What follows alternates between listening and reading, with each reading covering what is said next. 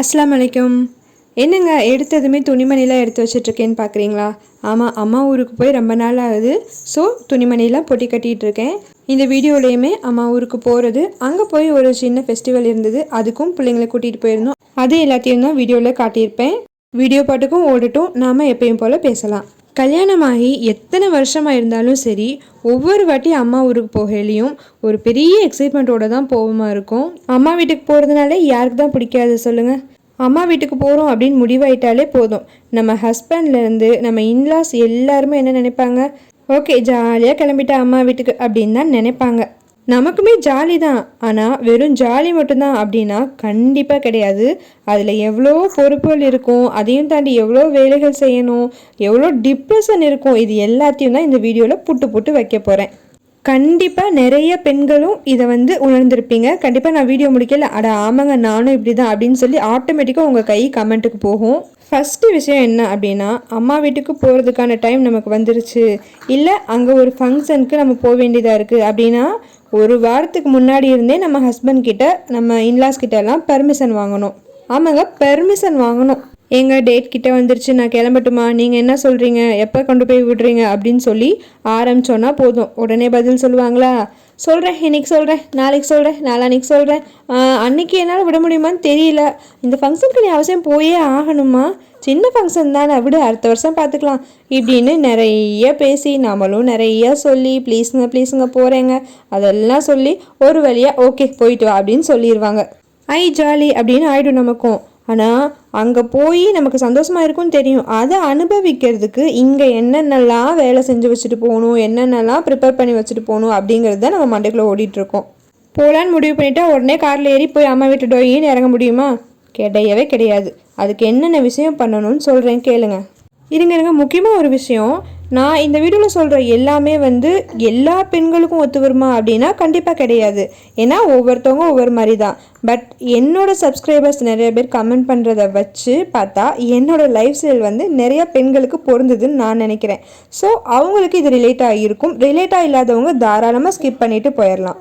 Okay, இப்போ நம்ம வீடியோக்குள்ளே வரலாம். ஃபஸ்ட்டு ஊருக்கு போகிறோம் அப்படின்னு முடிவு பண்ணதுமே நம்ம ஃபஸ்ட்டு யோசிக்கிறது என்னென்னா, ஹஸ்பண்ட் சாப்பாட்டுக்கு என்ன செய்வாங்க. நிறைய ஹஸ்பண்ட்ஸ் அவங்களே செஞ்சுக்குவாங்க, இல்லை கடையில் சாப்பிட்டுக்குவாங்க, ஓகே.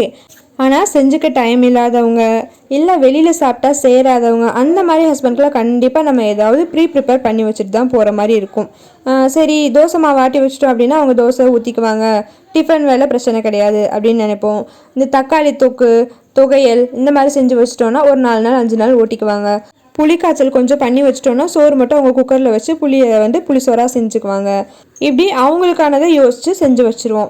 தனி குடும்பமாக இருந்தால் இப்படி. இதுவே நம்ம மாமியார் மாமனார் கூட இருக்கோம் அப்படின்னா அதுலேயும் அவங்க கொஞ்சம் ஏஜ்டு பர்சனாக இருக்காங்க அப்படின்னா அவங்களுக்கு ஏற்ற மாதிரி ஃபுட்டும் ப்ரிப்பேர் பண்ணி வைக்கணும். அப்புறம் அவங்க தனியாக இருக்க முடியாது இல்லையா, அதுக்கு யாராச்சும் நம்ம ரிலேஷன்ஸ் யாரையாவது வீட்டில் இருக்க வச்சுட்டு போகணும்.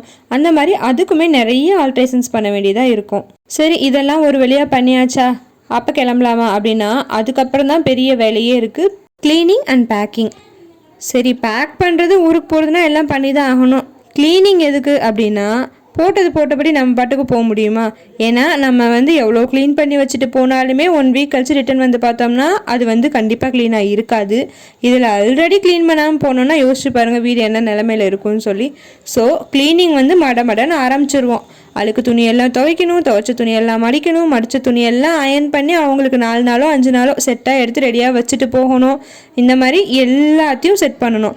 சிங்கில் ஒரு பாத்திரம் கூட இல்லாமல் எல்லாத்தையும் க்ளீன் பண்ணணும். கிச்சன் கவுண்டர் டாப் எல்லாம் க்ளீன் பண்ணிவிட்டு அடுப்பு மேலே ஒரு துணியை போட்டு பொத்தி வைக்கணும். பூச்சி போட்டு வந்துடக்கூடாது, நம்ம திருப்பி யூஸ் பண்ணுறதுக்கு ஈஸியாக இருக்கணும். பாத்திரம் எல்லாத்தையும் ஒரு துணியை போட்டு பொத்தி வச்சு எல்லாத்தையும் அதாவது இடத்துல வச்சு வீடெல்லாம் கூட்டி குப்பையெல்லாம் கொண்டு போய் கொட்டி இந்த மாதிரி எல்லா வேலையும் பண்ணி வச்சுட்டு அதுக்கப்புறமா பேக்கிங். நாம் மட்டுமா இருந்தால் ஒரு 4 செட்டை எடுத்து வச்சோமா, கிளம்பணுமா, போனோமா, வந்தோமான்னு இருக்கலாம். இந்த குட்டீஸை கூட்டிகிட்டு போகிறோம் பாருங்கள், அதுக்கே 3 லக்கேஜ் எக்ஸ்ட்ராவாக செய்கிறோம்.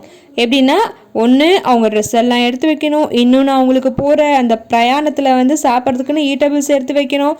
அப்புறம் அதுவும் இல்லாமல் அவங்கள ட்ராவலில் பிஸியாக வச்சுக்கிறதுக்காண்டி கலரிங் புக்ஸு அந்த மாதிரி ஏதாச்சும் 1 2 எடுத்து வச்சுக்கணும். நாமளே கஷ்டப்பட்டு பர்மிஷன் வாங்கி எல்லாத்தையும் அரேஞ்ச் பண்ணி வச்சுட்டு ஊருக்கு போகலான்னு முடிவு பண்ணியிருப்போம். இந்த குட்டி குட்டி பிள்ளைங்களா இருந்தால் பிரச்சனையே இல்லை, ஜாலியாக அப்பாடா ஸ்கூல் லீவு அப்படின்ட்டு கிளம்பி வந்துடுவோங்க. ஆனால் இந்த 10th 12th படிக்கிற பிள்ளைங்க இருக்குங்களா, அதுங்க பண்ணுற தொல்லை. நான்லாம் வரமாட்டேம்மா, லீவ் போட முடியாதுமா, போட்டால் திட்டுவாங்கன்னு. எனக்கே எப்படா ஊருக்கு போவோன்னு இருக்குதே, இதுங்க என்னடா இப்படி பண்ணுதுங்க அப்படின்னு சொல்லி டென்ஷனாக வரும். இது எல்லாத்தையும் ஒரு வழியாக சமாளித்து நம்மளும் கிளம்பி ஊருக்கும் போயிடுவோம். அங்கே போய் ஃபுல்ஃபில்லாக என்ஜாய் பண்ணுறோமா அப்படின்னா அங்கேயும் போய் நினப்பு பூரா இங்கே பற்றி தான் இருக்கும். காலையில் சாப்பிட்டாங்களா, மாமியார் என்ன பண்ணாங்க, சாப்பாடு ஆஃபீஸ்க்கு எடுத்துகிட்டு போனாங்களா, மாத்திரையை போட்டாங்களா இப்படின்னு யோசிச்சுக்கிட்டே இருப்போம். இந்த பெரிய பிள்ளைங்கள்லாம் ஸ்கூல் போகிறாங்க, சரி டாடி கூட இருங்க அப்படின்னு அவங்கள விட்டுட்டு வந்திருந்தோம்னா அதை பற்றி வேறு எக்ஸ்ட்ராவாக நினைக்கணும். ஐயோ இன்னைக்கு தலை எப்படி சீவிட்டு போனாங்க, லஞ்சுக்கு என்ன பண்ணாங்க அப்படின்னு சொல்லிட்டு நாம் போனதோட நோக்கமே ஃப்ரீயாக என்ஜாய் பண்ணணும் தான்.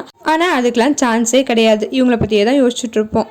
அப்புறம் நாமளே ஒரு முடிவு எடுப்போம். சரி இதெல்லாம் இருக்கட்டும், எப்படியா இருந்தாலும் திருப்பி நம்ம போய் எல்லா வேலையும் பார்க்க தான் போகிறோம், அதெல்லாம் ஓரங்கட்டி வச்சுட்டு நம்ம என்ஜாய் பண்ணலாம் அப்படின்னு சொல்லிட்டு 1 வாரமோ 2 வாரமோ ஜாலியாக எல்லாத்தையும் விட்டுட்டு என்ஜாய் பண்ணிடுறோன்னு வைங்க.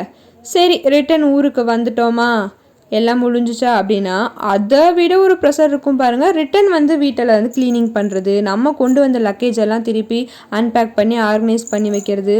நம்ம 10 நாளைக்கு முன்னாடி வீட்டை எப்படி விட்டுட்டு போனோமோ அந்த ருட்டீனை கொண்டு வர்றதுக்கே 10 நாள் ஆகிடும்.